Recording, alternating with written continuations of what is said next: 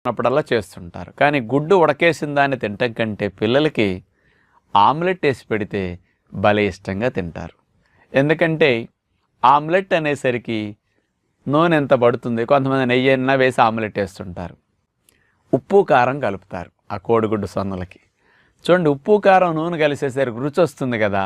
ఇంకేమీ కలపరు, సింపుల్గా ఆ గుడ్డట కొట్టడం, ఒక కప్పులు వేయటం, ఇంత ఉప్పు కారం వేయటం. ఇక ఈ కొట్టిట కలిపేలోపు పొయ్యి మీద రేకు పెడతారు, మూకుడేదో చక్కగా అందులో ఇంత నూనె నెయ్యి వేసేసరికి 1 minute అది నూనె కాగుతుంది శుభ్రంగా. అందులో ఎట్లా అంటే 2 to 3 minutes ఆమ్లెట్ అయిపోతుంది. 1 minute తినేస్తాం ఆమ్లెట్.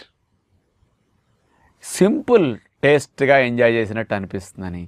కొంతమంది ఒక ఆమ్లెట్ అంటే ఎక్కువ రావట్లేదులని, మా వాడికి డబుల్ ఎగ్ ఆమ్లెట్ అండి